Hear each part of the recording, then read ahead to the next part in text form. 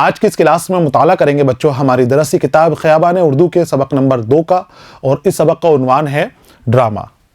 बच्चों इस सबक में आपको ड्रामे से मुतारुफ किया कराया गया है, ड्रामे के फ़न के बारे में बताया गया है, और साथ ही आगा अशर काश्मीरी का ड्रामा यहूदी की लड़की भी सबक के तौर पर शामिल किया गया है। इस सबक को मैंने कई हिस्सों में तकसीम किया है।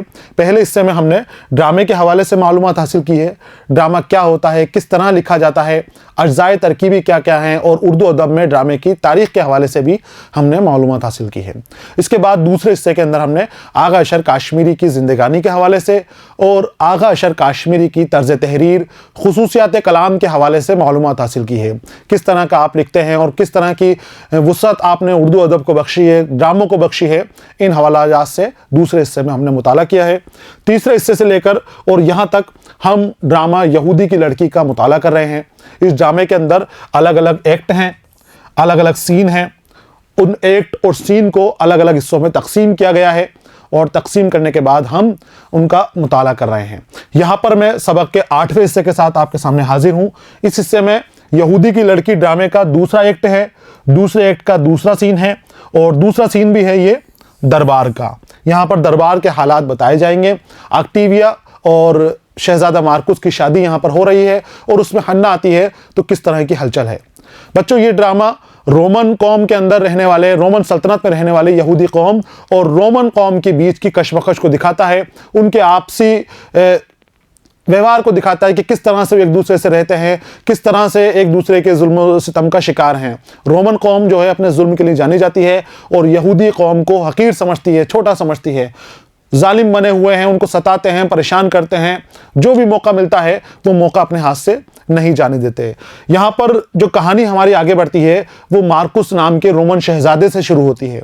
रोमन शहजादा मार्कुस यहूदी का भेष बदलकर यहूदी की लड़की हन्ना से मोहब्बत करता है, और सच्ची मोहब्बत करता है। हन्ना भी उसको यहूदी समझकर मोहब्बत करने लग जाती है। दोनों की मोहब्बत परवान चढ़ती है, आगे बढ़ती है, एक दूसरे के ऊपर मर मिटने की, एक दूसरे को जान देने की कस्में खाते हैं। कुर्बानी का जज्बा दोनों के अंदर मौजूद है, और मुख्तलिफ वजहात की वजह से हन्ना को इस बात का पता चल जाता है कि मार्कुस एक रोमन है जो धोखेबाजी कर रहा है, दगाबाजी कर रहा है, भेष बदलकर मुझसे मोहब्बत का इजहार कर रहा है, मुझसे मोहब्बत कर रहा है। हन्ना उससे पूछती है क्या बात सही है, क्या तुम रोमन ही हो? तो वो ये बात कबूल कर लेता है कि हाँ मैं रोमन ही हूं, लेकिन तुमसे मोहब्बत करता हूं। और अपनी मोहब्बत का यकीन हन्ना को दिला देता है कि मैं रोमन हूं, लेकिन तुमसे शादी करने के लिए तैयार हूं, तुम मुझसे जी जान से मोहब्बत करता हूं। हन्ना उसकी मोहब्बत के ऊपर यकीन कर लेती है और शादी के लिए तैयार हो जाती है, लेकिन उसको पता है कि उसके वालिद इज़रा इस शादी के लिए तैयार नहीं होंगे। वो घर छोड़कर दूसरी जगह जाकर शादी करना चाहती है। रोमन शहजादे के साथ, मार्कुस के साथ ये घर छोड़कर जाना चाहती है। उसी वक्त इज़रा सामने आ जाता है, उसने सारी बातें छिपकर सुन ली हैं। वो कहता है कि तुम कहाँ जा रहे हो, इस तरह से नहीं जा सकते। और रोमन जो शहजादा है, रोमन मार्कुस जो है, उसको खूब डांटता है, लेकिन मार्कुस कहता है कि हमने कोई गुनाह नहीं किया है, सिर्फ आपकी बेटी से मोहब्बत की है, और मैं एक रोमन हूं तो उसमें क्या हुआ, मोहब्बत तो मेरी सच्ची है, मोहब्बत में कोई झूठ नहीं है। ये बात का यकीन इज़रा को भी आ जाता है, और वो कहता है चलो ठीक है, मैं अपनी बेटी की शादी तुमसे करने के लिए तैयार हूं, लेकिन इसकी एक शर्त है, और शर्त यह है कि तुम्हें अपना रोमन मजहब तब्दील करना पड़ेगा। रोमन मजहब को तब्दील करके मूसवी शरीयत को इख्तियार करना पड़ेगा, यहूदी मजहब को इख्तियार करना पड़ेगा। जब बात मजहब की आती है तो मार्कुस शादी से इनकार कर देता है और वहाँ से चला जाता है। हन्ना का दिल टूट जाता है। हन्ना सोचती है कि मेरे साथ दगाबाजी की है, मुझे परेशान किया, और जब मजहब की बात आई तो मजहब और मोहब्बत में से मजहब को चुनकर यहाँ से चला गया। वो परेशान रहती है, बेजार रहती है, और उधर शहजादा मार्कुस अपनी शादी की तैयारी करता है जो ऑक्टेविया से होने वाली है। किसी काम से हन्ना का भी महल में जाना होता है, और वहाँ पर ही मार्कुस को देख लेती है, मार्कुस से मुलाकात करती है। मार्कुस उसको सच्चाई बताता है कि मैं इस शहर का, यानी इस मुल्क का वली अहद हूँ, मैं यहाँ का होने वाला बादशाह हूँ। मैं अगर उस दिन अपना मज़हब बदल लेता, तुमसे शादी कर लेता और अपना मज़हब तब्दील कर लेता, तो फिर अब मैं अपनी सल्तनत से हाथ धो बैठता, मुझे बादशाह नहीं बनाया जाता, मुझसे इस तख्त से बेदखल कर दिया जाता, क्योंकि इस तख्त के ऊपर सिर्फ रोमन लोग ही बैठ सकते हैं, ये रोमनों का हक है। एक यहूदी इस तख्त के ऊपर नहीं बैठ सकता, मेरा तख्त ताज छूट जाता। हन्ना को और दुख पहुंचता है कि तख्त ताज के लिए मोहब्बत को ठुकरा दिया है, सच्ची मोहब्बत को ठुकरा दिया है, इसका माने ये है कि मुझसे सच्ची मोहब्बत नहीं करता था, तू मुझे धोखाधड़ी करता था, मेरे साथ धोखाबाजी कर रहा था, दगाबाजी कर रहा था। उसी वक्त मार्कुस बताता है कि अब ये बातें किसी काम की नहीं है, मैं तुमसे अब मोहब्बत नहीं कर सकता, मैं तुमसे अब शादी नहीं कर सकता। वो जो पिछली मेरी मोहब्बत थी वो एक भूल समझ लो और उसको भूल जाओ, मेरी खता समझ के उसको दरगुजर कर दो। मेरी अब शादी होने वाली है शहजादी ऑक्टेविया से। हन्ना ये बात सुनकर और हैरत में पड़ जाती है कि शादी होने वाली शहजादी ऑक्टेविया से, जिंदगी मेरी खराब करी है और खुद ने तख्त व ताज के लिए, शादी करने के लिए, सुकून से जिंदगी गुजारने के लिए मुझे दुखों में बैठा दिया है, दुख मेरी किस्मत में डाल दिए हैं और खुद सुकून से जिंदगी गुजारेगा। ये सारे काम इसने इसीलिए किए हैं। और वो तय करती है कि वो इस शादी को रोकेगी। पिछले हिस्से के अंदर हमने देखा कि दोनों की बहस होती है शाही महल के अंदर, मार्कुस की और हन्ना की। मार्कुस कहता है कि अब तुम ये शादी नहीं रोक सकती। हन्ना कहती है कि मैं इस शादी को रोक के रहूंगी, मैं ऑक्टेविया को सच बताऊंगी, मैं बादशाह को सच बताऊंगी कि मेरे साथ दगाबाजी की गई है, मुझे धोखा दिया है और धोखा देने वाला शख्स ये रोमन शहजादा है। अगर इस मुल्क में इंसाफ है तो मेरी बात सुनी जाएगी, मेरी बात को तस्लीम किया जाएगा, मुझे इंसाफ मिलेगा। रोमन शहजादा कहता है, मार्कुस कहता है कि तुमसे कुछ नहीं हो सकता, तुम कुछ नहीं कर सकती, तुम्हारी कोई सुनवाई नहीं होगी, तुम्हें दरबार में नहीं आने दिया जाएगा, तुम यहां से जा सकती हो, अब हमारा कोई वास्ता नहीं है। लेकिन हन्ना अपनी बात के ऊपर, जिद के ऊपर अड़ी रहती है कि मैं इस शादी को जरूर रोकूंगी, क्योंकि तुमने जिस तरह से मेरी जिंदगी बर्बाद की है, मुझे अपनी मोहब्बत के झूठे नाटक के अंदर तुमने बैठाए रखा है, उसी तरह तुम ऑक्टेविया की जिंदगी बर्बाद करोगे। ऑक्टेविया को भी तुमने दगाबाजी कर रहे हो, उसके साथ भी तुम धोखेबाजी कर रहे हो। और फिर उसको भी अपने किए का पछतावा होता है, लेकिन अब वो क्योंकि जिद पर है, वो हन्ना को वहां से जाने के लिए कह देता है कि तुम मेरी शादी नहीं रोक सकती। और वहां पर शाही महल का सीन हमारा खत्म हो जाता है, जो सबक का 7वां हिस्सा था। अब 8वें हिस्से के अंदर दरबार का सीन है। ऑक्टेविया और मार्कुस की शादी की तैयारियां मुकम्मल हो गई हैं, शादी आज होने वाली है। शादी के अंदर सभी लोग मौजूद हैं, दरबारी जितने भी हैं रोमनों के वो मौजूद हैं, बादशाह खुद मौजूद हैं। एक तरफ शहजादा मार्कुस बैठा हुआ है, दूसरी तरफ शहजादी ऑक्टेविया बैठी हुई है। उस दरबार में इज़रा आता है और इज़रा के साथ साथ हन्ना आ जाती है और हन्ना सारी सच्चाई बादशाह के सामने बयान कर देती है। तो यहाँ पर हम इन चीज़ का मुताला करेंगे, इन चीज़ को देखेंगे। और चूंकि ये ड्रामा है, ये अमली फ़न है बच्चों, इसको अमल में लाया जाता है। मैंने पहले भी आपसे कहा था कि अपने कुछ साथियों को मिलाकर आप इस ड्रामे को अमल में लाने की कोशिश करें। एक सीन कोई सा भी आप देख लें जो आपको आसान लगे, उस सीन को आप स्टेज करने की कोशिश करें। यहाँ हम दूसरा सीन शुरू करते हैं, जो दरबार का सीन है। यहाँ हम मुताला कर रहे हैं, इसको पढ़ रहे हैं, लेकिन आप नाजरीन बन के इसको देखें, ऐसे समझें कि जैसे पूरा मंजर आपके सामने मौजूद हो, सारी चीजें आपको नजर आ रही हों। दूसरा सीन, और ये दरबार का सीन है। सहेलियों का नाचते गाते दिखाई देना। दरबार में जो ऑक्टेविया की सहेलियां हैं वो नाच रही हैं, गा रही हैं, खुशियां मना रही हैं, क्योंकि आज ऑक्टेविया और शहजादा मार्कुस की शादी है। शहजादा और शहजादी की जब शादियों का मुकाम आता है, शादियों का मौका आता है, तो वो मौका जो है पूरी सल्तनत के लिए बाइस मसरत रहता है, खुशियों का दिन रहता है। पूरी जो सल्तनत है, पूरा जो मुल्क है, पूरा कौम खुशियां मनाती है, सभी खुशियां मनाते हैं। तो दरबार में खुशी का माहौल है और सभी अलग अलग कौम के लोग आ रहे हैं, जो मुल्क के सरदार वगैरह हैं, दूसरे लोग हैं अलग अलग कौम के, वो आ रहे हैं और शहजादा शहजादी को अपनी दुआओं से नवाज रहे हैं। तोहफे जो उनके लिए लेकर आए हैं वो उनको दे रहे हैं। अलग अलग कोने कोनों से लोग आ रहे हैं और अपने दरबार में आते जाते हैं। अब इज़रा का अंदर आने का मौका आया है। इज़रा बाहर खड़ा हुआ है, यहूदी है अभी, और वो अब दरबार में आकर और अपनी तरफ से जो तहाइफ है वो शहजादा और शहजादी को देना चाहता है। जो दुआएं और जो लेकर आया है ये, वो उनके सामने पेश करना चाहता है। तो अब इज़रा के आने से पहले जो दरबार का चौबदार है वो बाहर से आवाज़ लगाता है। चौबदार यानी जो दरबान बाहर बैठता है, आवाज़ लगाने वाला है कि अब कौन आएगा, किसका नंबर आ रहा है। इज़रा के लिए वो आवाज़ लगाता है, चौबदार आवाज़ लगा रहा है और दरबार में जश्न जारी है। यहाँ आप देख सकते हो कि सहेलियाँ नाच रही हैं, खुशियां मना रही हैं और अलग अलग लोग आ रहे हैं। चौबदार आवाज़ लगाने वाला है, वो आवाज़ लगाता है, दौलत व इकबाल पाइंदा, रियाया रोम के रिवाज कदीम के मुताबिक इस शहर का मशहूर सौदागर इज़रा यहूदी अपनी कौम की तरफ से अक़ीदतमंदाना नजराना पेश करने के लिए हाजिर हुआ है और आली मर्तबत शहजादी से शर्फ हुजूरी की इजाज़त चाहता है। चौबदार आवाज़ लगाता है कि इस शहर का सौदागर और एक बूढ़ा यहूदी यहाँ पर आया है। इज़रा उसका नाम है, जो मुअज़्ज़िज़ यहूदी है, यहूदियों के अंदर मुअज़्ज़िज़ माना जाता है। वो अपनी कौम की तरफ से नुमाइंदगी कर रहा है, नुमाइंदा बनकर आया है अपनी कौम का, और अपनी तरफ से, कौम की तरफ से कुछ तहाइफ लेकर आया है, कोई चीज़ें लेकर आया है। वो शहज़ादी ऑक्टेविया की नज़र करना चाहता है। शहज़ादी ऑक्टेविया से इजाज़त लेनी है यहाँ पर कि क्या उसको अंदर आने दिया जाए, क्या उसको तहाइफ के लिए आपके सामने पेश किया जाए। तो वो सारी बातें बता देता है। इकबाल पाइंदा, हमेशा इकबाल बुलंद रहे,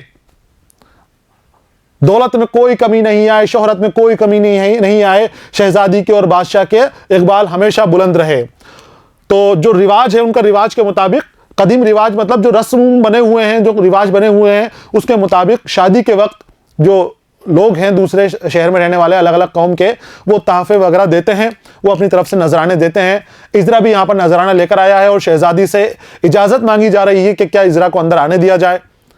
ऑक्टेविया, कौन आया है? इजरा, वो यहूदियों में सबसे ज्यादा शरीफ और मुअज़्ज़िज़ बूढ़ा, मैं उसे देखकर जरूर खुश होंगी, हाजिर करो। इजरा उसका नाम सुनते ही खुश हो जाती है। ऑक्टेविया जो है इजरा का नाम सुनते ही खुश हो जाती है, क्योंकि ऑक्टेविया पहले भी इजरा से मुलाकात कर चुकी है। एक बार जब रास्ते में जा रही थी तो ऑक्टेविया के रथ का पहिया टूट गया था और नई सवारी आने तक इसको कहीं रुकना था, तो ये इजरा के मकान के अंदर रुकी थी और इजरा ने इसकी बहुत अच्छी खातिरदारी की थी, खूब इज्जत अफजाई की थी, बहुत सारी खिदमत, अच्छी खिदमत इसके लिए की थी। तो इसकी खिदमत से ये खुश हो गई थी, मुतमईन हो गई थी और दोबारा आने का वादा किया था।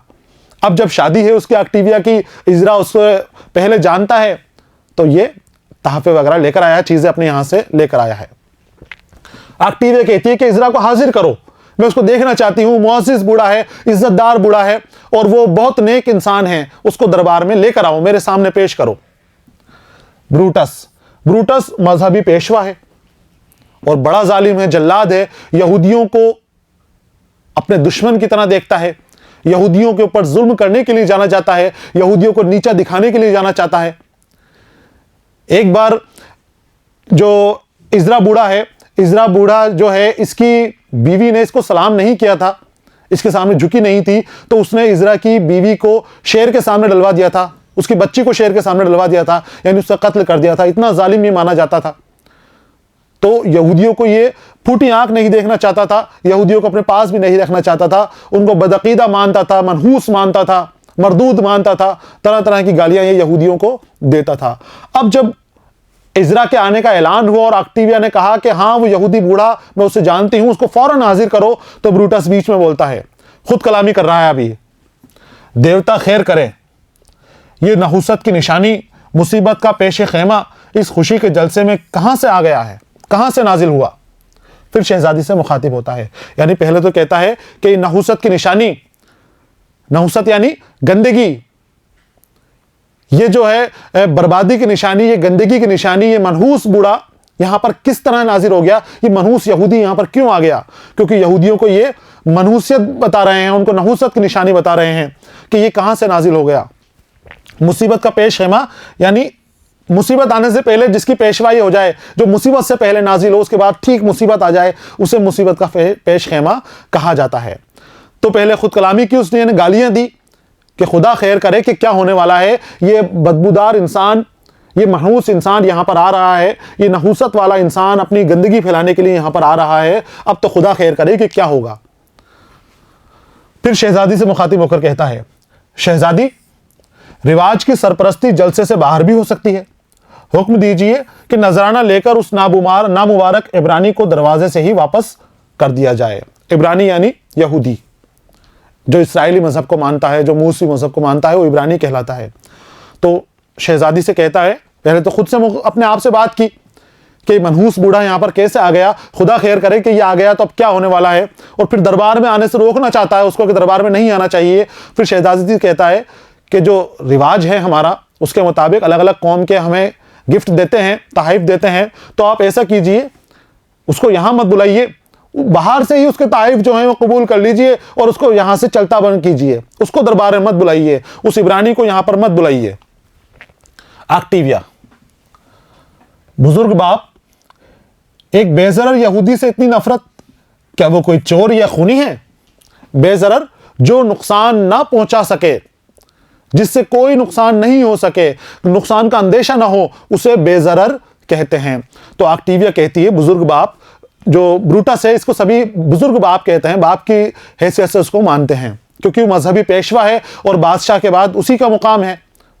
बादशाह के बाद वही ताजीम के लिए जाना जाता है। बादशाह भी उससे सलाह मशवरा करता है और जो नेक दुआएं वगैरह चीज़ें होती हैं वो बादशाह उसी के ज़रिए लोगों को देता है।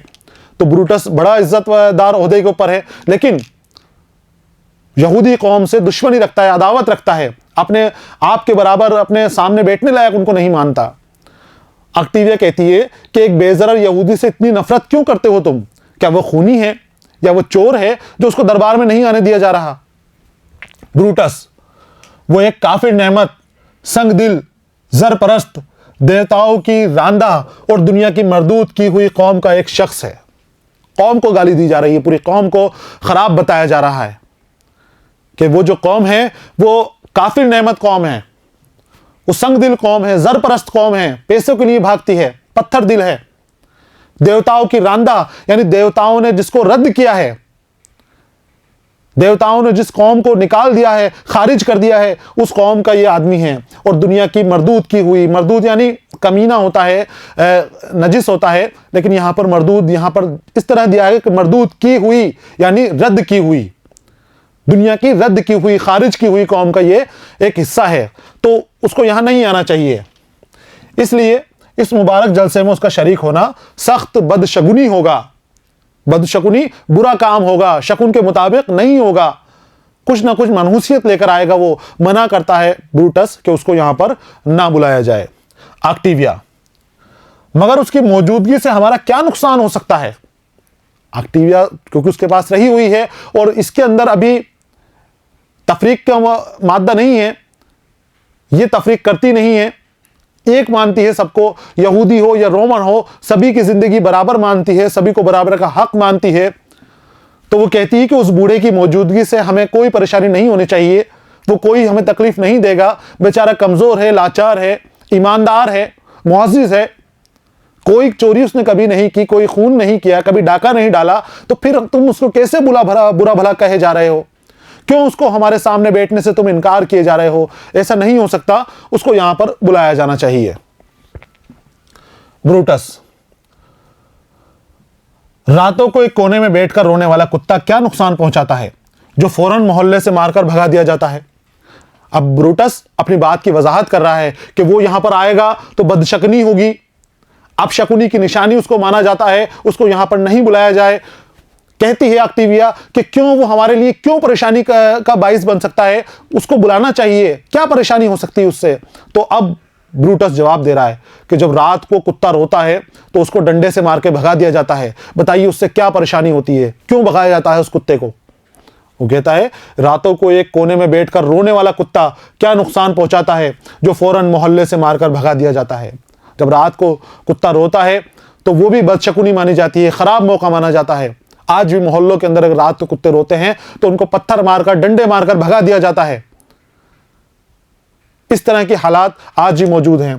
और मकान के छत पर बैठकर गमज़दा आवाज में बोलने वाला उल्लू क्या तकलीफ देता है जो फौरन बांस और ढेलों से उड़ा दिया जाता है। जिस तरह ये दोनों अपनी मौजूदगी से नहूसत फैलाते हैं, मैं इसी तरह ये नजिस यहूदी भी जहां जाते हैं कोई ना कोई मुसीबत जरूर साथ ले जाते हैं। अब ये अपना पुराना नजरिया बता रहा है, जो ये देखता है यहूदियों को, जित नफरत इसके दिल में बसी हुई है वो नफरत ही जाहिर कर रहा है, नफरत के अलावा और कुछ नहीं है।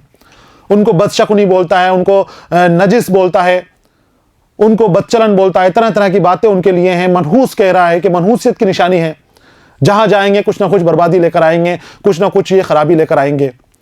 और मिसाल देता है कि कुत्ता हमें कोई परेशान नहीं करता, लेकिन जब रात को रोता है तो हम उसको डंडा मारकर भगाते हैं।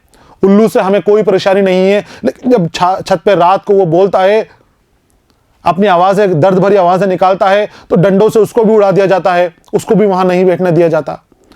तो जिस तरह उस रोने वाले कुत्ते को भगाया जाता है, रात को चीखने वाले उल्लू को भगाया जाता है, उसी तरह से यहूदी कौम भी जहां जाती है वहां मनहूसियत फैलाती है, वहां बर्बादी लेकर आती है, वहां पर बदशकुनी होती है, अपशकुनी होती है। तो इसलिए वो कहता है कि उसको यहां नहीं बुलाना चाहिए। इतने में इज़रा अंदर आ जाता है, इज़रा का दाखिला, क्योंकि शहजादी पहले ही हुक्म दे चुकी है कि उसको हाजिर करो। जब चौबदार ने आवाज लगाई थी कि इजरा यहूदी आना चाहता है, तो शहजादी खुश हो गई थी, ऑक्टेविया खुश हो गई थी कि हाँ, मैं उससे मुलाकात कर चुकी हूं, बहुत शरीफ बूढ़ा है, उसको अंदर भेजो। और जब वो अंदर भेजने के लिए चौबदार बाहर गया बुलाने के लिए, इतनी देर में ब्रूटस रोकना चाहता है कि उसे रोक दिया जाए। ये मौका अच्छा है हमारे लिए, ये हमारे शादी का मौका है, हमारे लिए शुभ दिन है। हम इस दिन के ऊपर कोई बदशकुनी नहीं चाहते, कोई अपशकुनी नहीं चाहते, तो उसको बाहर ही रख लें। लेकिन वो बाहर नहीं रुक पाता। इतने में इजरा अंदर आ जाता है। अब इजरा का अंदर दाखिला होता है तो सब उसको हैरत भरी नजरों से देखते हैं कि इजरा आ गया है, लेकिन वो यहूदी चुपचाप खामोशी से उस जगह पर आता है। अब तक इजरा को भी पता चल चुका है कि मार्कुस ही वो शख्स था जो यहूदी के लिबास में इनके यहां पर आया करता था, क्योंकि जब इजरा अंदर आया तो सामने मार्कुस शहजादे के लिबास में बैठा हुआ है। पहले ये यहूदी के लिबास में इनके यहां पर आया आता था। अब उसका दिल टूट गया है। अब इंसाफ की कोई उम्मीद उसके दिल के अंदर नहीं रही। लेकिन इसका तो तहाइफ वगैरह देने का काम था, अपनी कौम की नुमाइंदगी करते हुए यहां पर आया था। कौम की तरफ से जो दुआएं वगैरह हैं, जो चीजें हैं जो दी हैं कौम के लोगों ने इनके लिए, वो लेकर यहां पर आया है। गरीब है, जितना मन सका उतना लेकर आया है। अब इसको अपनी बेटी की मोहब्बत से कोई मतलब नहीं है, उसके इंसाफ की भी इसको कोई उम्मीद नहीं है। तो इजरा दाखिल होता है और दाखिल होते ही ऑक्टेविया इजरा को देखकर फिर खुश है। यहां पर देखिए, अब जब इजरा दरबार में दाखिल हो गया तो ऑक्टेविया को उसको देखकर बड़ी खुशी होती है, अपनी मसरत का इजहार कर रही है। अब उसका सारी तवज्जो इजरा की ओर है। अब वो दरबार में जो ब्रूटस वगैरह मजहबी पेशवा बातें कर रहे थे, तरह तरह की बातें इजरा के खिलाफ कर रहे थे, अब उस तरफ इसकी तवज्जो नहीं है। सारा ध्यान इसका इजरा के ऊपर लग गया है। इजरा का इस्तकबाल कर रही है, कहती है कि इजरा खुशामदीद, तुम्हें इस खुशी के जलसे में देखकर मुझे बड़ी मसरत हुई। खुशी का जलसा जो है मेरी शादी का, इसमें तुम आए, मुझे तुम्हें देखकर बहुत अच्छा लगा। ब्रूटस क्या सोचता है, मजहबी पेशवा क्या सोचते हैं, जो दूसरे सरदारान बैठे हुए हैं, हाजरीन वहां पर हैं, यहूदी हाजरीन हैं, वो क्या सोचते हैं, किसी की कोई परवाह नहीं की। रोमन मुअज़्ज़िज़ीन की कोई परवाह नहीं की और सारी तवज्जो इजरा की तरफ लगा के मसरत इजरा के सामने जाहिर कर रही है। कह रही है कि मुझे देखकर बड़ी खुशी हुई है आपको यहां पर देखकर मुझे, और मैं चाहती थी कि आप यहां पर आएं। तो इजरा भी अब उसको दुआओं से नवाज रहा है। इजरा कहता है, मुअज़्ज़िज़ शहजादी, सल्तनत आपके घर में मौजूद है, जर्री लिबास आपके तोशा खाने में भरे पड़े हैं। अब चूंकि हर आदमी अपनी हैसियत के मुताबिक गिफ्ट वगैरह लेकर आ रहा है, जो तहाइफ उनको देने हैं वो लेकर आ रहे हैं और तोहफे दे रहे हैं, राजकुमारी को दे रहे हैं, शहजादे को दे रहे हैं। लेकिन अब इजरा जब आया है तो इजरा इतने माले दौलत का मालिक नहीं था। यहूदी कौम जो है इतनी अमीर नहीं थी, इतने चीज़ें उनके पास नहीं थी कि अच्छे महंगे गिफ्ट उनको दे सकें, महंगे तोहफे इनको दे सकें। तो जो था इनके पास, जो भी मुहैया था वो लेकर गए और साथ में अपनी दुआओं से नवाज रहे हैं। इजरा कहता है, बड़े खूबसूरत अंदाज में कहता है कि मैं आपके लिए क्या लेकर आता, सल्तनत तो आपके घर में मौजूद है, हम खुद आपके सल्तनत के अंदर रहने वाले लोग हैं, आप हमारे मालिक हैं, हम तुम्हें क्या गिफ्ट दे सकते हैं, क्या तोहफा दे सकते हैं। और फिर अगर हम कीमती लिबास लेकर आते तो आपके पास कोई लिबासों की कमी थोड़ी है। जर्री लिबास यानी कीमती लिबास, बहुत बेशकीमती लिबास आपके तोशा खाने के अंदर मौजूद है। तोशा खाना उस जगह को कहते हैं जहां पर कपड़े वगैरह रखे जाते हैं, लिबास रखे जाते हैं।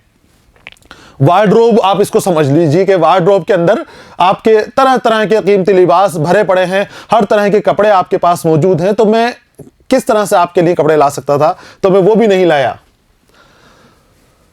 जरो जवाहर आपकी ठोकरों में खेलते फिरते हैं, उनमें से कोई भी ऐसी चीज नहीं है जिसकी आपको परवाह जरूरत हो। यानी मालो दौलत में आपके लिए कहां से लेकर आता, कैसे लेकर आता, आपके पास उससे ज्यादा जो मैं लेकर आता पहले से ही मालो दौलत है।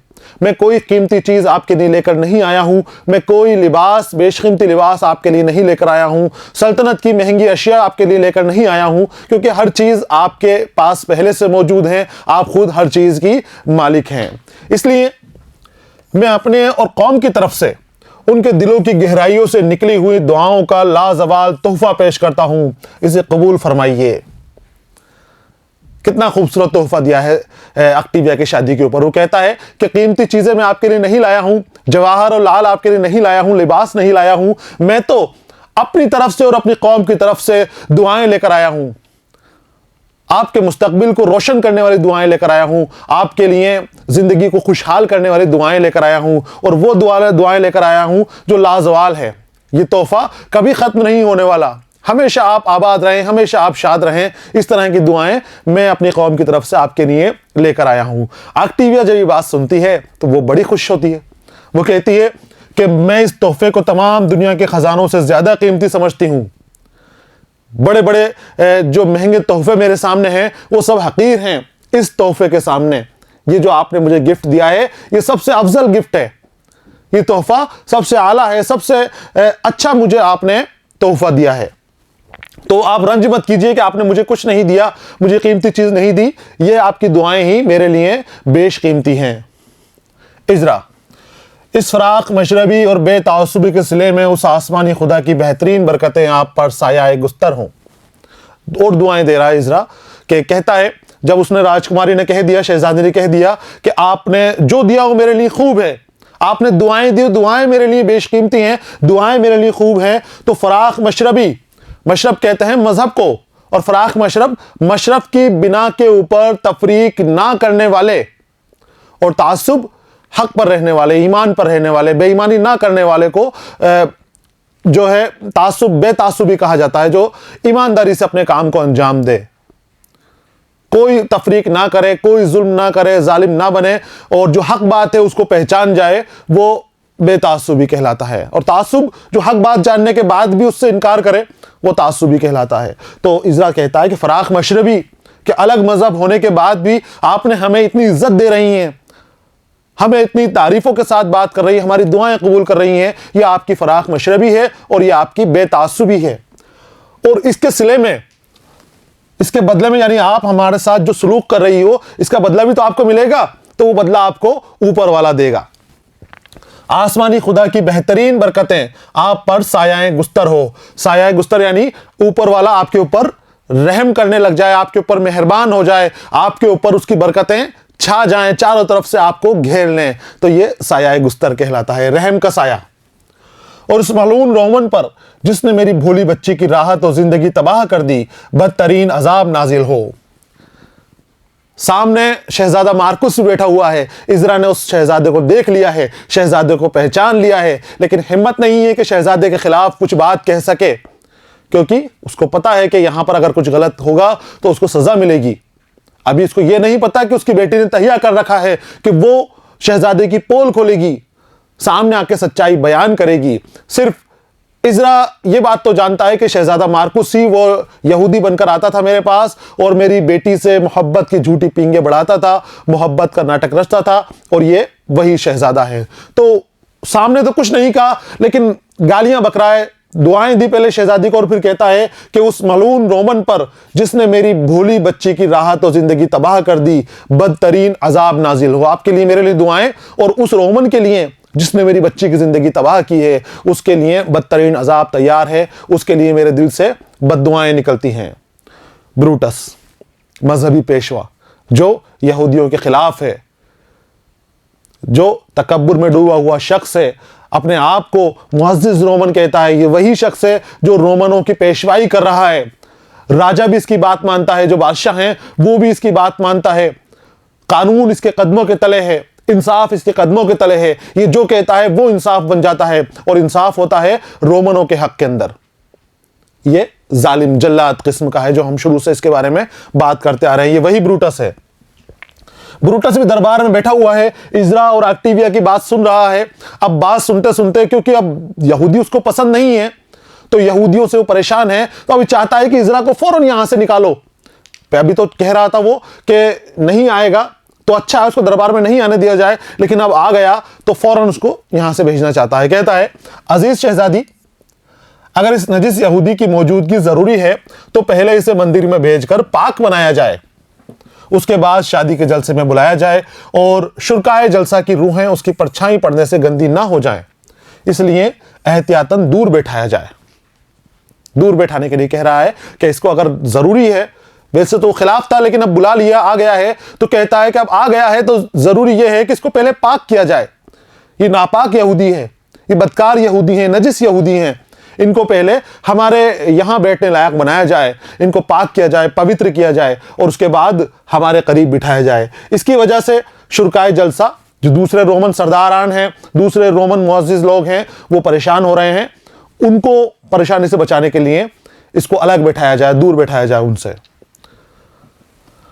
एक सरदार खड़ा होता है और वो जवाब देता है। वो कहता है, ना आकिबत अंदेश यहूदी खामोश रहे। इज़रा बातें कर रहा है शहजादी से, तो अब पहले तो ब्रूटस डांटते हैं, शहजादी से कहते हैं कि नहीं, इसको तो यहां से भेज देना चाहिए और जरूरी है तो फिर इसको पवित्र करो, इसको पाक करो। और ये बात चली रही है कि एक सरदार गुस्से में खड़ा होता है और इज़रा को डांटते हुए कहता है कि ना आकिबत अंदेश यहूदी खामोश रहे।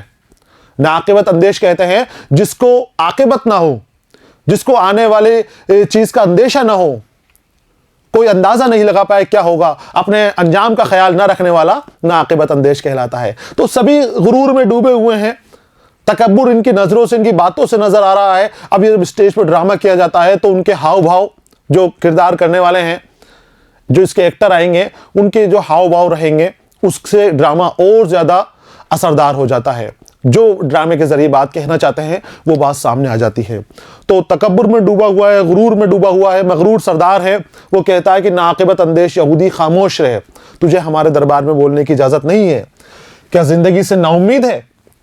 तुझे पता नहीं है कि यहां पर अगर तू ज्यादा बोलेगा तो तेरी जान ले ली जाएगी?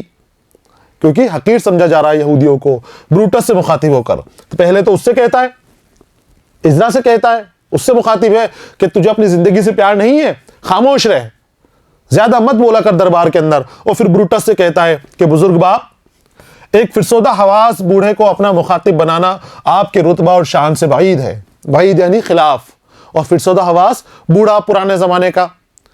इज़रा जो है एक बूढ़ा यहूदी था, तो वो कहते हैं, पहले तो उसको डांटा कि तू खामोश रहे, तू क्यों बोल रहा है। और जब ब्रूटस इज़रा से बात कर रहे थे, शहजादी से इज़रा के लिए बात कर रहे थे, तो ये उनसे भी नाराज है। वो कहता है कि बुजुर्ग बाप यानी मुअज़्ज़िज़, आप इससे क्यों बात कर रहे हो?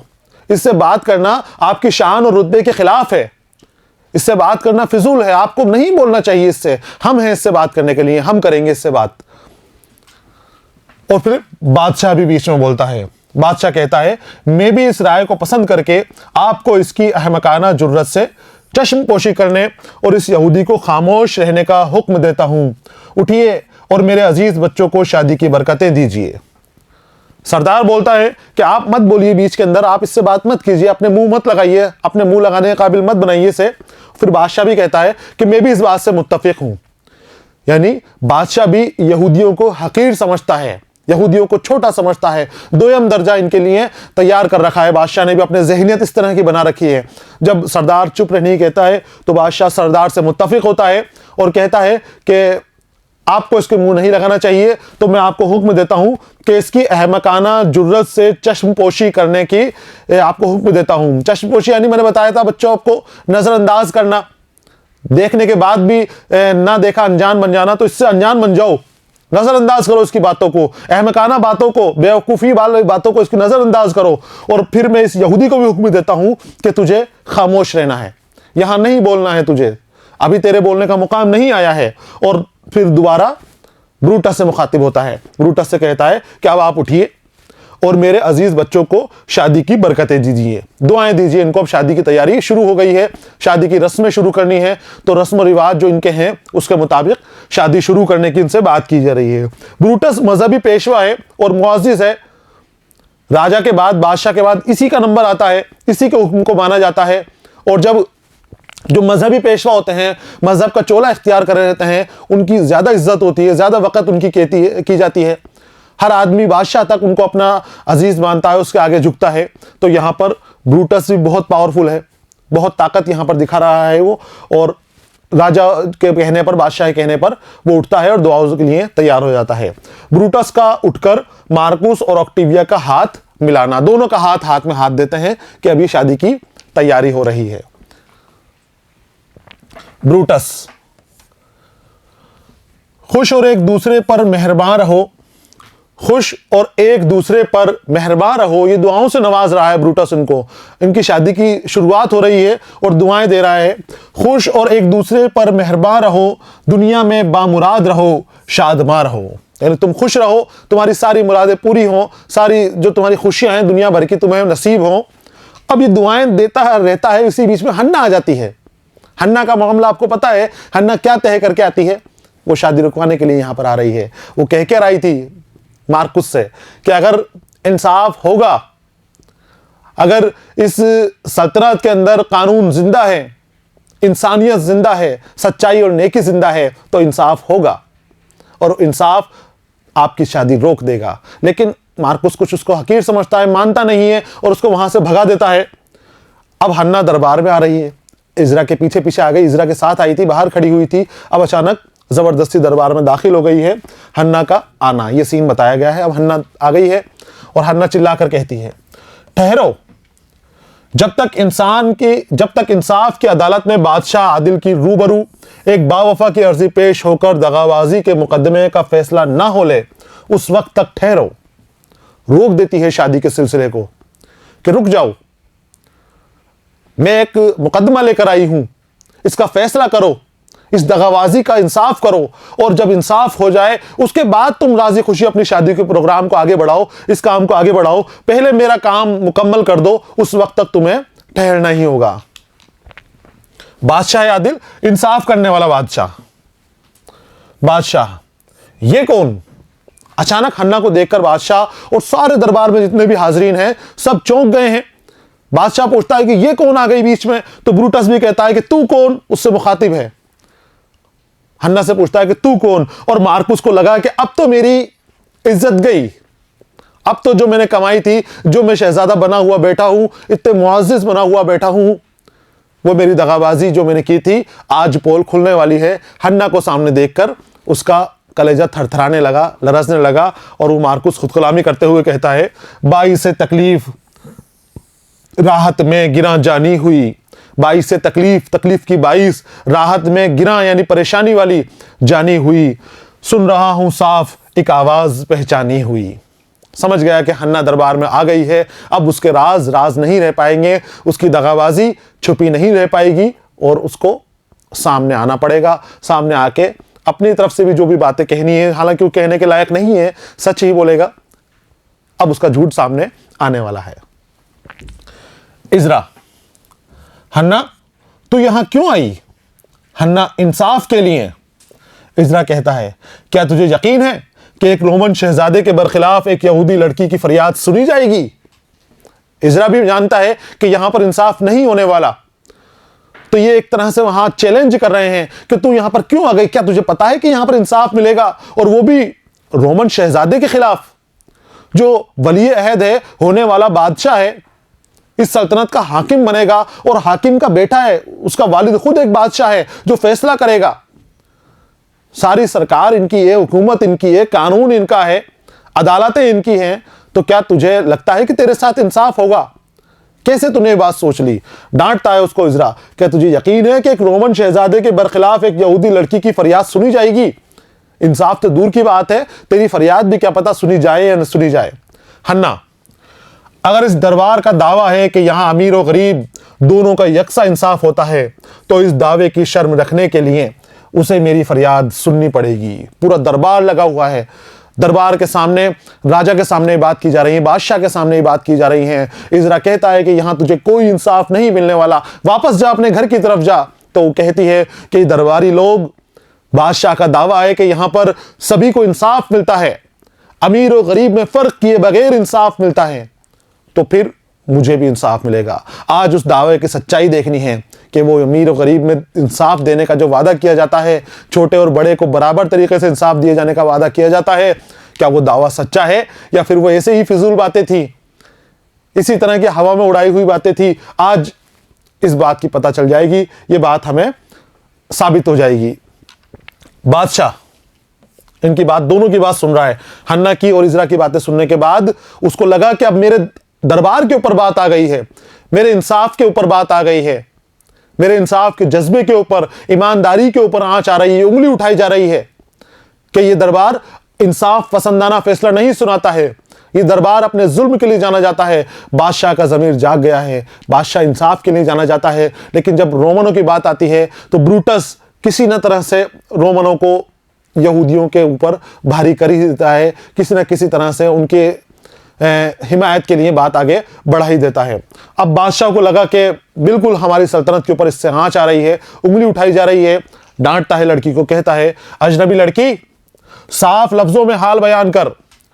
अगर तू मजलूम है तो तेरा हरीफ चाहे शाही नस्ल ही का आदमी क्यों ना हो, मगर इंसाफ जरूर तेरी तरफदारी करेगा। बोल, किसकी सताई है और किसके खिलाफ फरियाद लाई है? मैंने बताया आपको, बादशाह ने देखा कि आंच आ रही है, उंगली उठाई जा रही है। उसने कहा कि लड़की तू बता, तू क्या बात कर रही है? यहां पर ऐसा कुछ नहीं है कि अमीर और गरीब के अंदर, छोटे और बड़े के अंदर फर्क किया जाए।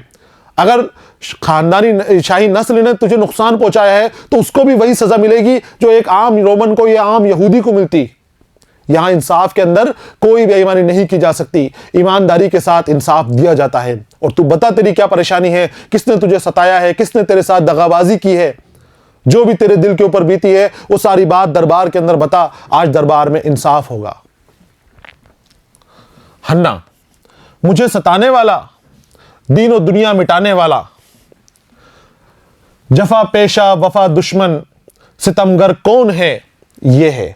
मार्कुस की तरफ इशारा कर रही है, कहती है, जफा पेशा वफा दुश्मन सितमगर कौन है? ये है। शिकायत जिसकी करता है मुकद्दर कौन है? ये है। इशारा करती है कि वही है जिसने मेरे ऊपर सितम किया है, यही वो दगाबाज है जिसने मेरी जिंदगी बर्बाद की है, यही वो रोमन शहजादा है जिसने अपने मोहब्बत के जाल में फंसाकर मेरा दिल का चैन और सुकून चुरा लिया है। मुझसे यहूदी बनकर ये मुलाकातें करता था। सारी सच्चाइयां जो जो थी इसकी बादशाह के बेटे की, शहजादे की, सारी की सारी बादशाह के सामने, दरबार के सामने, सबके सामने सारी बातें खोलकर रख दी। सारी सच्चाइयां सामने आ गई। ऑक्टेविया कौन? शहजादा मार्कुस, बादशाह, वली अहद सल्तनत। हन्ना, यही। हाँ। ऑक्टेविया भी हैरत में हो जाती है कि शहजादा मार्कस ऐसा कैसे कर सकते हैं? क्या तुम अपने आप पे यकीन है शहजादा मार्कस ही है वो? और बादशाह भी हैरत में पड़ जाता है कि मेरे बेटे के खिलाफ बात हो रही है, क्या ये यही है, इसी के बारे में बात कर रहे हो तुम?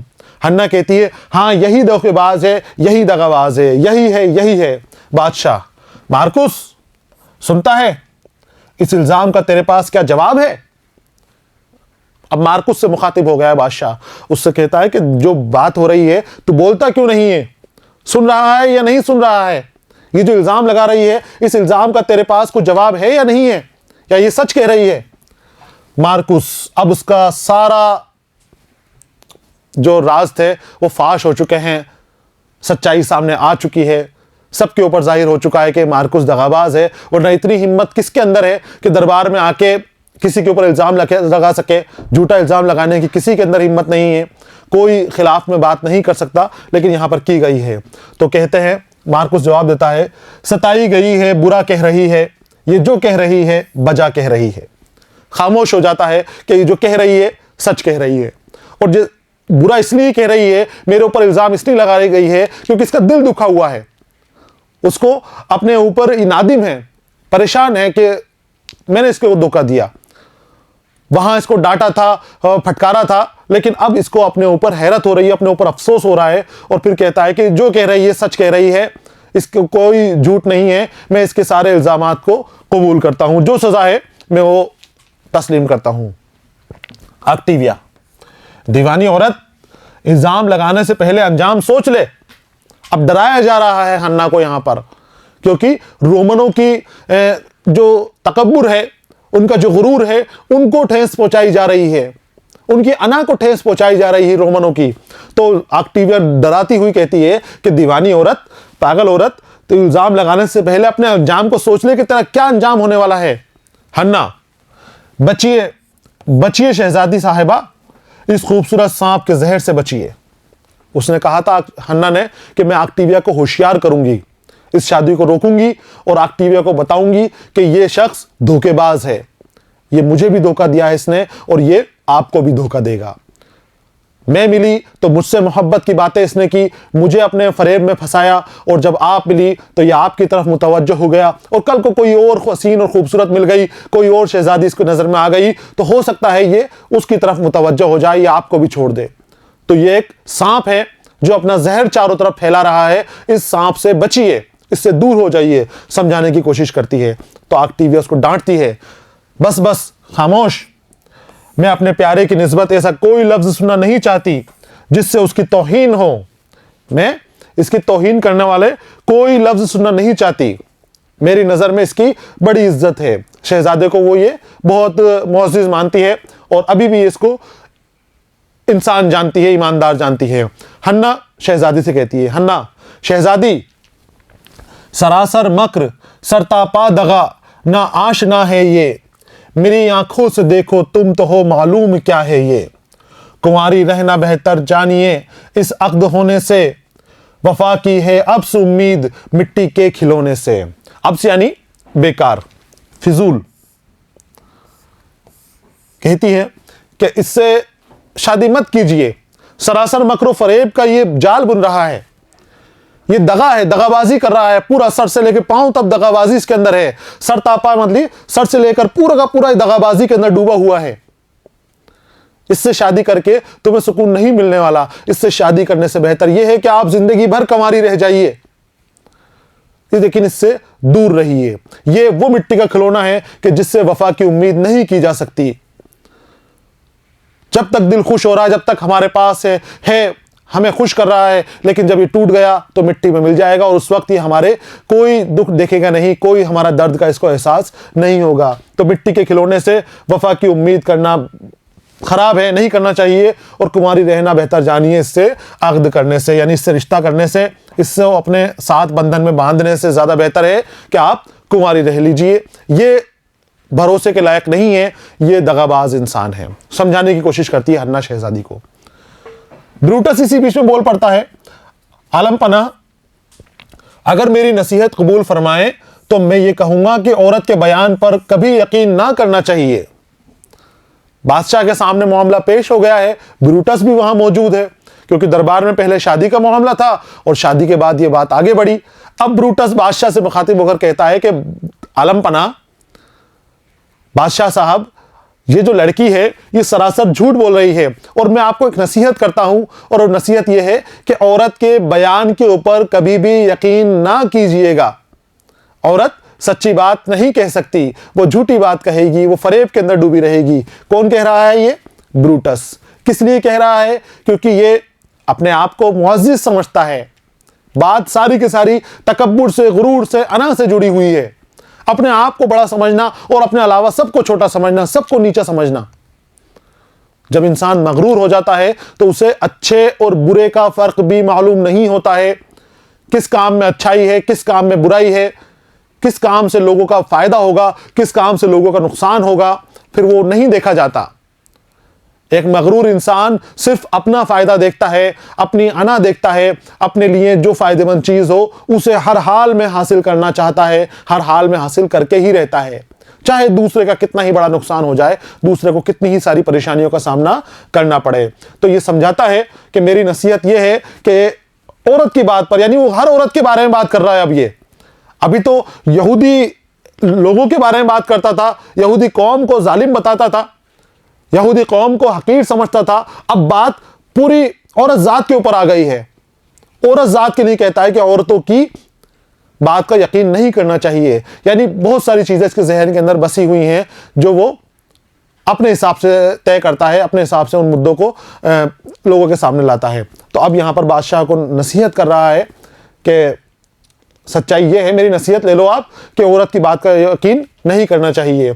तो इज़रा जवाब देता है, सरीर आराए अदालत सल्तनत का एक मुअज़्ज़िज़ रुकन होकर इंसाफ के रास्ते में रोड़ा अटकाता है। रोड़ा अटकाना, सरीर आराए अदालत, जो अदालत को चलाने वाला हो, अदालत के ऊपर जो मुंसिफ हो, उसे कहा जाता है।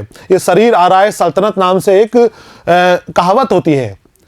जो सल्तनत चलाने वाला हो, शरीर आराय सल्तनत कहलाता है। लेकिन यहां पर अदालत लगाया गया है तो शरीर आराय अदालत ब्रूटस को कहा गया है। जो अदालत का कामकाज देखने वाला हो, जो पेशवा हो, अदालती पेशवा हो, जो मुंसिफ हो, वो शरीर आराय अदालत है।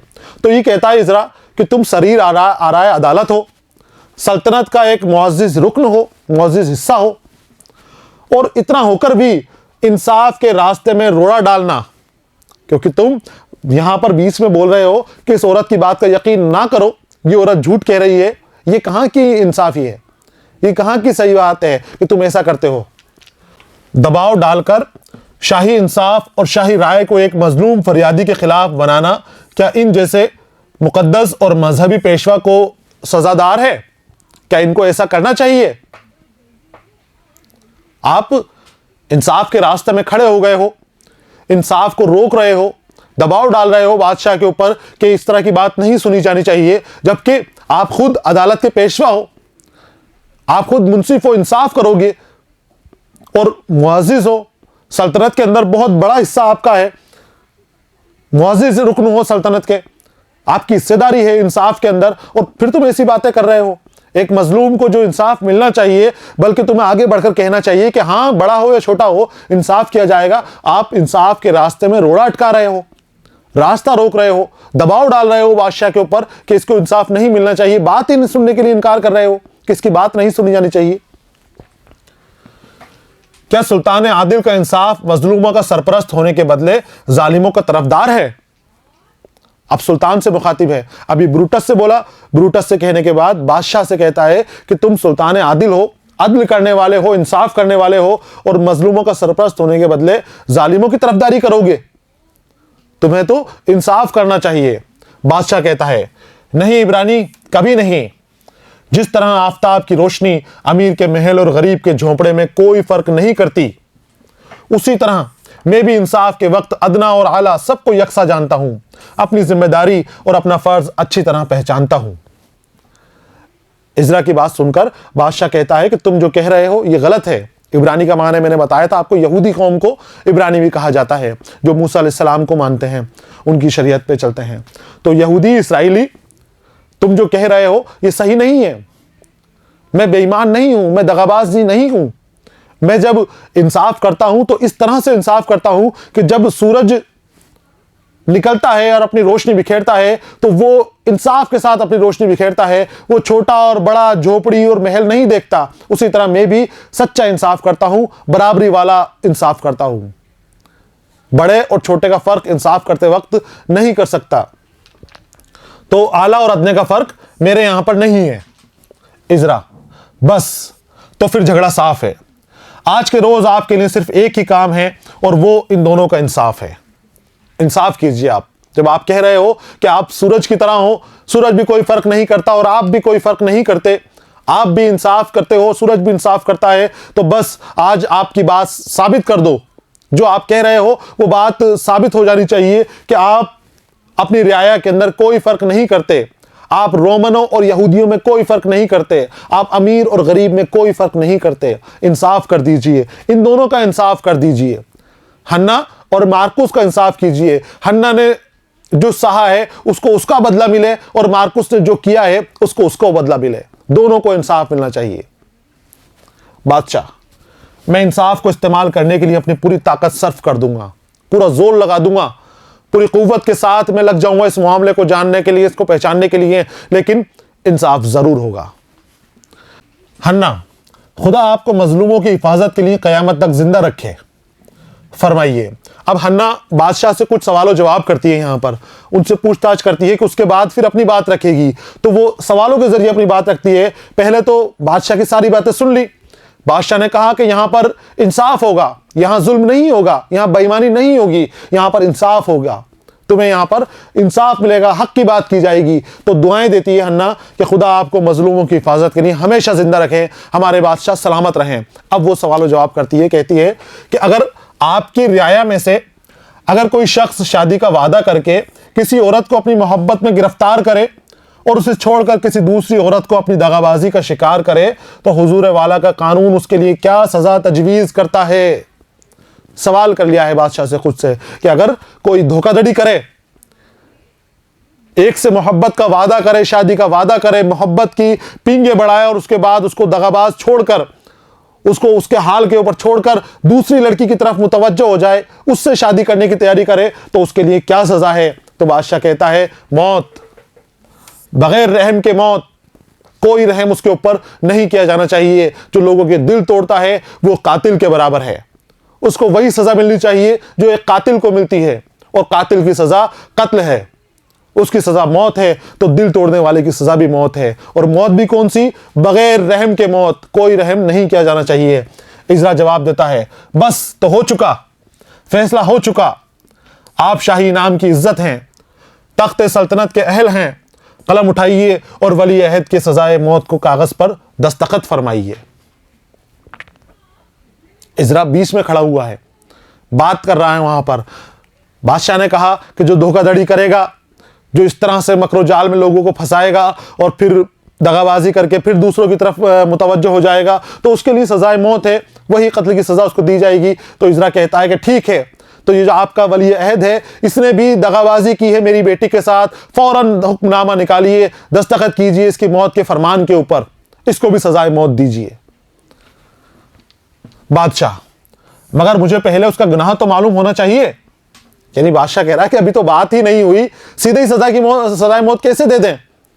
अभी तो इल्जामात लगे हैं, अभी तो उसकी बात भी तो सुनेंगे। मार्कुस क्या कहता है? इतनी क्या जल्दबाजी तुम्हें लग रही है इसको सजाए मौत तक पहुंचाने के लिए? हन्ना, यह आपकी इज्जत और शोहरत को बर्बाद करने वाला। अब जब बात आई इल्जामात सुनने की कि मुझे पहले पता तो चले कि बात क्या है, तो अब हन्ना सारा मामला फिर से राजा के सामने, बादशाह के सामने बयान कर रही है। वो कह रही है कि ये जो आपके करीब बैठा हुआ है, यह आपकी इज्जत और शोहरत को बर्बाद करने वाला है, आपकी बेइज्जती का बाइस है, ये आपकी बदनामी का बाइस है। इस मुल्क की गरीब लड़कियों के सर पर तबाही ला रहा है। उसने शादी का वादा करके पहले मुझे धोखा दिया और अब शहजादी ऑक्टेविया को अपनी पुरफरेब मोहब्बत के फंदे में फंसा रहा है। ऑक्टेविया के सामने ही हन्ना ने सारी बात बोल दी है, सारे दरबार के सामने सारी बात बोल दी है। बादशाह मार्कुस से मुखातिब है, कहता है मार्कुस सुनता है? उठ खड़ा हो, इसका जवाब दे, वरना बदतरीन किस्म की सजाए मौत तेरे लिए तैयार है। उसने कहा था कि रहम के बगैर मौत दी जाएगी। अब मार्कुस तेरी बारी है, ये इल्जाम लगा रही है तेरे ऊपर, खड़ा हो जा और इसका जवाब दे। क्या ये सच कह रही है और ये झूठ कह रही है? तो अपने आप को बेदाग साबित कर, खड़ा हो इस गद्दी से। अब तू इस गद्दी पे बैठने के लायक नहीं रहा। जब तू अपने इल्जाम से फारिग हो जाएगा, इल्जाम से पाक हो जाएगा, तब इस गद्दी के ऊपर आना। उसको खड़ा कर देता है वहां से और फिर पूछता है कि बता क्या है? अगर तू झूठा निकला, ये लड़की अगर सच्ची निकली, तो फिर तेरे लिए बदतरीन सजाए मौत तेरे लिए मौजूद है। मार्कुस, बेशक गुलाम इसका खतावार है और आजिजी के साथ हुजूर वाला से रहम का उम्मीदवार है। अपनी खता को कबूल कर लेता है मार्कुस और कहता है कि मैं रहम का उम्मीदवार हूं, मुझसे गलती हो गई है, मेरी गलती माफ करें, अनजाने में मैंने भूल की थी, जो इसकी मोहब्बत में मैं गिरफ्तार हो गया था। अब मैं मुआफ़ी मांगता हूँ, इससे भी मुआफ़ी मांगता हूँ और आपसे भी मुआफ़ी मांगता हूँ। मुझे माफ़ कर दीजिए और मेरे मामले को ख़त्म कीजिए, मुझे इस सज़ा से बचा लीजिए। अपने वालिद से, बादशाह से ये मुखातिब है। बादशाह, रहम ये कर सकती है, मैं नहीं कर सकता। यानी मैंने जो सज़ाएं दे दी तुझे, अगर वो बात सच निकली तो फिर तुझे वो सज़ा मिलेगी। अगर रहम कर सकता है कोई तो ये लड़की कर सकती है, मैं नहीं कर सकता। ब्रूटस, खाकान आलम, यानी बादशाह सलामत, खाकान कहते हैं बच्चों सल्तनत के मालिक को, बादशाह को, कि आलम के बादशाह, सल्तनत को चलाने वाले, रहम कीजिए। ब्रूटस भी रहम की अपील कर रहा है कि ये क्या कर रहे हैं आप, ऐसा नहीं करना चाहिए, इस लड़की की फरियाद नहीं सुननी चाहिए, आप तो सजा देने की तैयारी कर रहे हैं। बादशाह बस ब्रूटस को भी खामोश कर दिया कि अब तुम्हें भी बीच में बोलना नहीं है, मैं बादशाह हूं, मैं ही फैसला करूंगा और मेरी बात के बीच में इंसाफ के जो सुनने वाले हैं, जो अपना पक्ष रख रहे हैं, इनके अलावा कोई बीच में नहीं बोलेगा, तुम भी खामोश बैठे रहो। ब्रूटस, आलीजा। बादशाह, कुछ नहीं, यानी फिर दोबारा बोलने को बोलता कि आलीजा थोड़ा बहुत तो रहम करो, मेरी बात तो सुन लो, मैं क्या कहना चाहता हूं। बादशाह फिर उसे खामोश कर देता है कि मैं कुछ नहीं सुनना चाहता, तुम बीच में बार बार मत बोले जाओ। ब्रूटस, ये नहीं होना चाहिए। बादशाह, ये जरूर होगा। ब्रूटस रोक रहा है इस सजा को कि नहीं ऐसा मत कीजिए, क्योंकि उसको लग रहा है शहजादी ने, हन्ना ने जो इल्जाम लगाए हैं शहजादे ने उसको कबूल कर लिया है, अब तो सजा सुनाई जानी है और सजा सजाए मौत है, सबको पता है। बादशाह ने पहले ही कह दिया कि अगर तेरी सजा जो है, तेरे इल्जाम जो लगे हुए हैं तेरे ऊपर, अगर ये साबित हो जाते हैं तो फिर सजा मिलेगी और सजा में कोई तफरीक नहीं की जाएगी। जो सजा किसी आम यहूदी को या आम रोमन को मिलती है वही सजा इस बादशाह के लड़के को मिलेगी, वही सजा मेरे बेटे को मिलेगी और वो सजा सजाए मौत है, बगैर कोई रहम किए सजाए मौत। ब्रूटस बचाने की कोशिश कर रहा है शहजादे को कि बादशाह तो जज्बाती हो रहे हैं, अपने बेटे को सजा दे रहे हैं, ये ऐसा मौका नहीं है, इस लड़की को यहां से भगा देना चाहिए, इसकी सुनवाई नहीं होनी चाहिए, इसकी फरियाद नहीं सुनी जानी चाहिए। लेकिन बादशाह इंसाफ की हुकूमत कायम करना चाहते हैं, इंसाफ के ऊपर मुबनी बातें कर रहे हैं, वो इंसाफ से नहीं हटना चाहते, ना इंसाफी नहीं करना चाहते। वो कहते हैं कि जो तुम कह रहे हो वो ऐसा नहीं होने वाला है, ब्रूटस तुम खामोश रहो, तुम बीच बीच में मत बोले जाओ। ब्रूटस, मेरी अर्ज है कि कानून गुमराहों के वास्ते है, ना कि बादशाहों के वास्ते। यानी बादशाहों को, सुल्तानों को, शहजादों को और जो शाही खानदान से ताल्लुक रखने वाले हैं लोग हैं, इनके लिए ब्रूटस कह रहा है कि कानून इनके लिए थोड़ी बना है, कानून तो गुमराहों के लिए बना है, ये गुमराह थोड़ी है, ये तो मालिक है। मालिक कभी गुमराह नहीं हो सकते, मालिक जो कर ले वो सही है। मालिक जो जुल्म करते हैं वो भी रियाया के लिए, भलाई के लिए करते हैं, मालिक उनकी अच्छाई का काम करते हैं, तो मालिकों को सजा नहीं मिलनी चाहिए। कौन कह रहा है ये? ब्रूटस। आपको ब्रूटस के किरदार की खासियतें भी लिखनी पड़ेंगी बच्चों, कि ब्रूटस क्या है, किस तरह की सोच रखता है, किस तरह का शख्स है।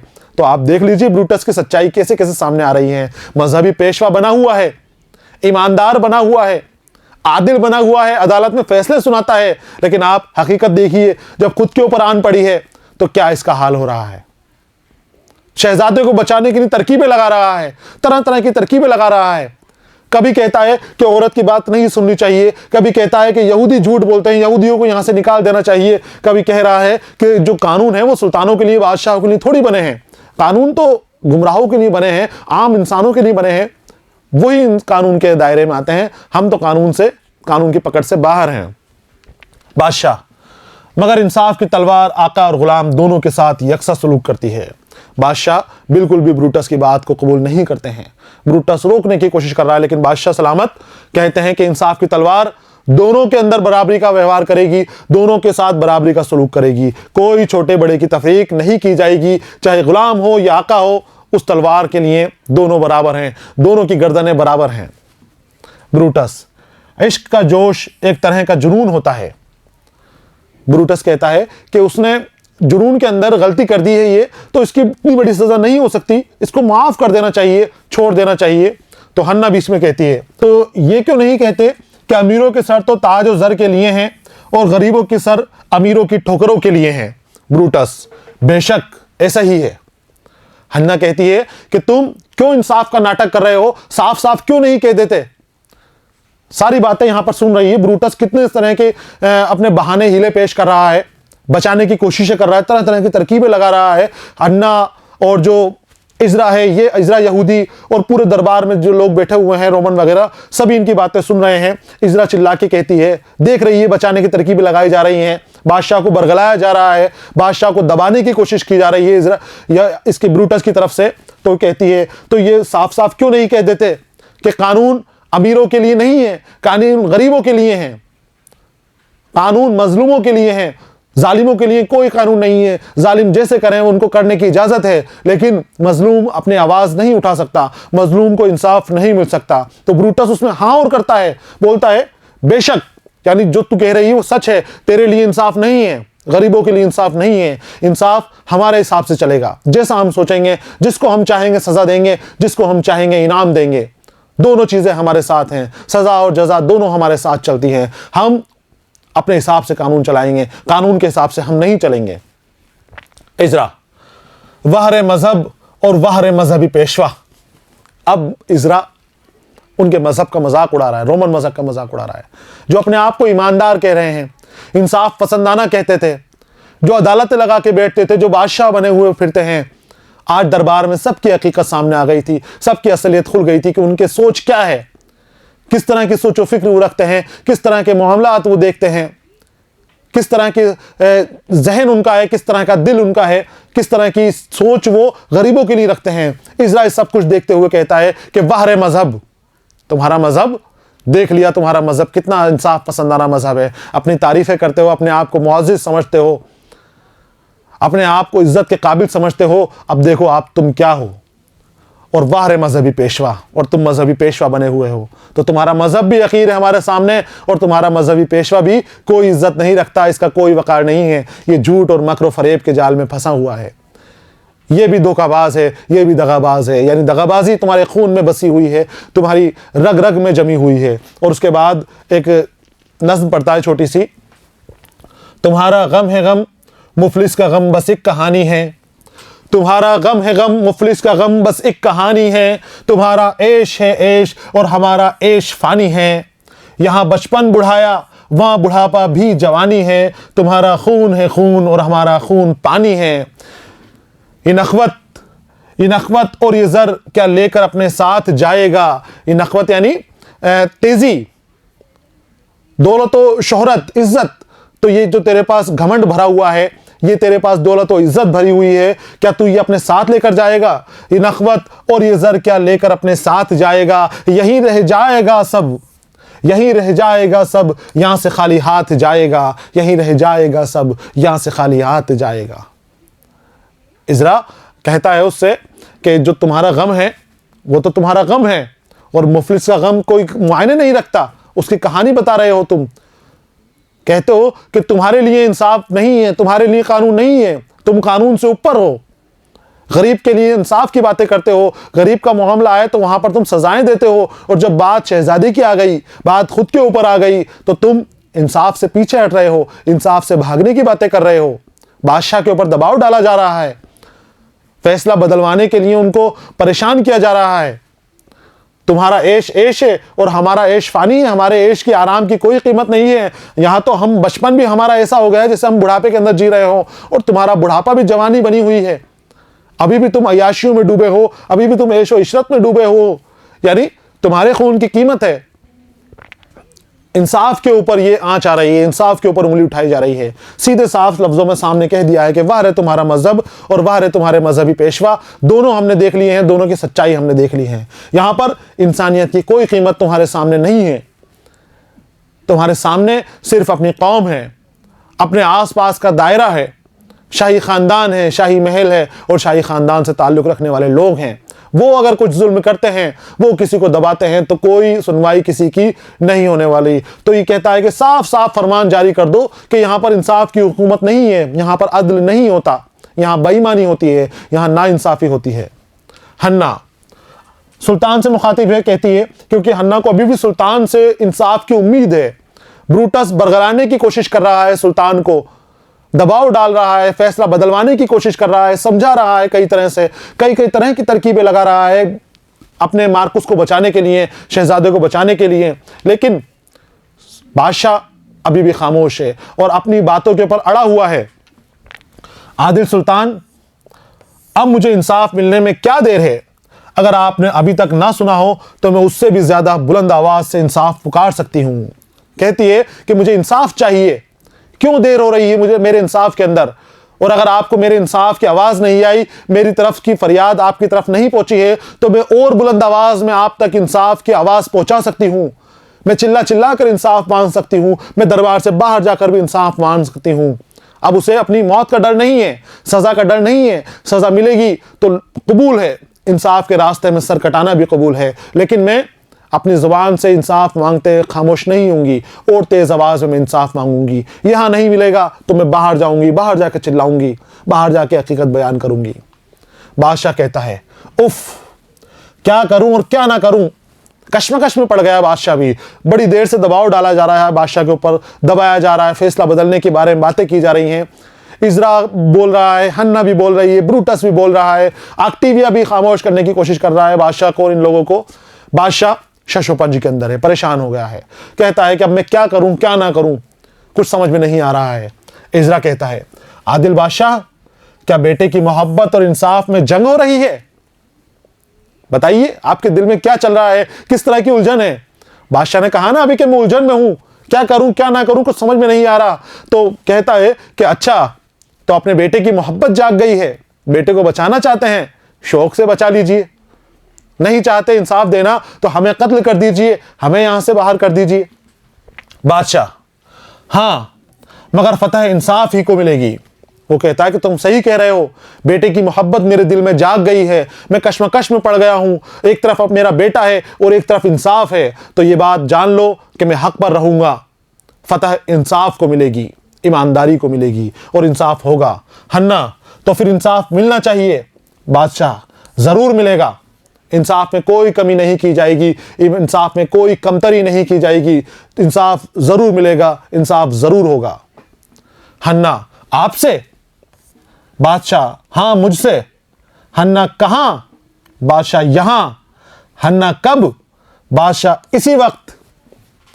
आप देखिए, जब ड्रामा ये खेला जाएगा तो कितनी खूबसूरती के साथ ड्रामा पेश किया जाएगा, कितने खूबसूरत लफ्ज दे रखे हैं, कितने खूबसूरत मुकालमे दे रखे हैं, किस तरह की तीखम तेज और किस तरह की तेजी वहां पर होगी ड्रामे के वक्त। बड़ा खूबसूरत मंजर होगा। मैं आपको बार बार ये बात कहे जा रहा हूं कि आप अपने साथियों को मिलाइए, क्लास में और भी साथी हैं उनको साथ लीजिए और साथ लेने के बाद इस ड्रामे को अमल में लाने की कोशिश कीजिए। स्टेज में की जो ज़रूरियात होती हैं वहाँ बहुत कम चीज़ें इसके लिए चाहिए, बगैर किसी चीज़ों के भी आप इस ड्रामे को खुद ही अपने दोस्तों के साथ कुछ कलमे याद करने हैं, मुकालमे याद करने हैं और आप जो है ये ड्रामा खेल सकते हैं। बहुत खूबसूरत ड्रामा है और आप खेलेंगे तो आपको खूब तारीफ़ें मिलेंगी। तो कोशिश करें कि आप इस ड्रामे को स्टेज करने की।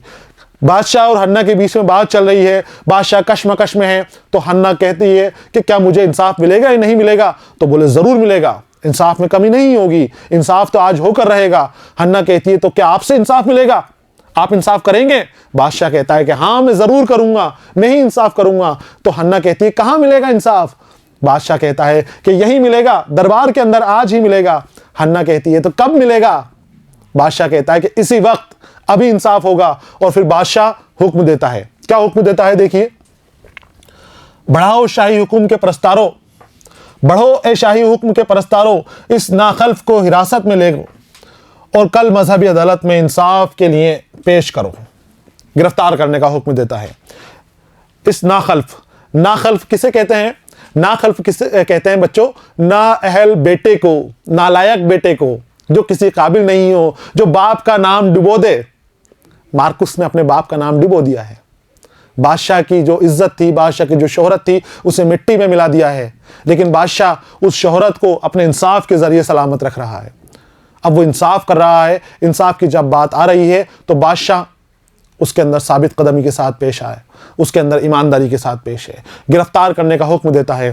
कहता है कि ए बढ़ो, यानी आगे बढ़ो, ए शाही हुक्म के प्रस्तारों, शाही हुक्म की तामील करने वालों, अपने जो सरदार हैं, अपने जो सैनिक हैं, उनसे कहता है कि इसको फौरन गिरफ्तार कर लो, ये नाअहल, नाकाबिल, नालायक बेटे को पकड़ लो और इसे जेल में डाल दो, गिरफ्तार कर लो। और गिरफ्तार करने के बाद इसको मजहबी अदालत में इंसाफ के लिए पेश करो, वहां इसका इंसाफ होगा।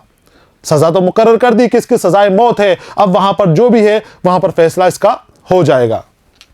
ब्रूटस, हुजूर वाला, ब्रूटस अभी भी उम्मीद में है कि मैं किसी तरह रोक लूंगा, फिर चिल्लाता है कि हुजूर वाला क्या कर रहे हो, एक बार और सोच लो, क्यों गिरफ्तार करने का हुक्म दे रहे हो? क्योंकि गिरफ्तार कर लिया तो उसके बाद तो फिर मान लो कि सजाए मौत ही मिलेगी, फिर कोई माफी का जरिया नहीं है, कोई माफीनामा यहां पर नहीं चलेगा। माफ करने का बता दिया कि माफी कर सकती है तो सिर्फ हन्ना तुम्हें माफ कर सकती है, मैं तो माफ नहीं करूंगा। गिरफ्तार करने का हुक्म दे देता है। ब्रूटस एक बार फिर रोकने की कोशिश कर रहा है कि हुजूर वाला किसी तरह रुक जाएं। बादशाह, खबरदार, जो एक लफ्ज भी जुबान से निकाला।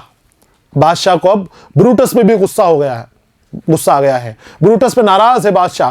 कहता है कि अब बस, बहुत हो गया, बहुत देर से तुम्हारी बकबक सुन रहा हूं, बहुत देर से तुम्हारी ये बातें सुन रहा हूं, अब तुम्हें मेरे सामने बोलने का कोई हक नहीं है, खामोश हो जाओ, वरना मुझसे बुरा कोई नहीं होगा। अगर एक लफ्ज भी तुमने अब जबान से निकाला तो तुम्हें भी इसकी सजा मिलेगी, तुम्हें भी मैं गिरफ्तार वगैरह कर लूंगा, जो भी करना है। बादशाह बड़ा ताकतवर है, लेकिन ब्रूटस की बात मानता है, तो ब्रूटस भी अब खामोश हो गया है।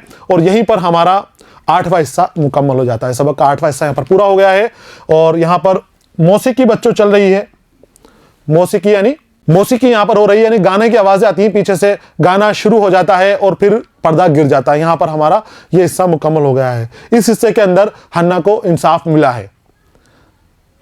शहजादे के खिलाफ उसने इल्ज़ाम लगाए थे, शहजादे को दगाबाज बताया था, धोखेबाज बताया था, दरबार के अंदर खड़े होकर आवाज़ लगाई थी। उस वक्त आवाज़ लगाई थी जब ऑक्टेविया की और मार्कुस की शादी होने वाली थी, शादी को भी इसने रोक दिया है। और इंसाफ की जब गुहार लगाई तो बादशाह सामने आया। ब्रूटस तो जालिम है, रोकने की कोशिश करता है बादशाह को, लेकिन बादशाह नहीं रुकता और फिर बादशाह इंसाफ का हुक्म देता है और मार्कुस को गिरफ्तार करने का बात आ जाती है। गिरफ्तार कर लिया जाता है, गिरफ्तार करके उसको ले जाया जाता है और यहीं पर हमारा नाटक यहाँ पर 8वां हिस्सा मुकम्मल हो गया है। अब अगले हिस्से के अंदर ऑक्टेविया और हन्ना की मुलाकात है। उस हिस्से के अंदर ऑक्टेविया हन्ना से रहम तलब करेगी, रहम की गुजारिश करेगी, कहेगी कि जो पुराना बात हो चुकी है, ये तुमसे मोहब्बत करता था, मोहब्बत के अंदर धोखेबाजी की, जो भी किया उसकी खताएं जो थी उसको माफ़ कर दो और तुम ही हो जो माफ़ कर सकती हो, वरना कल इसको सजाए मौत दे दी जाएगी।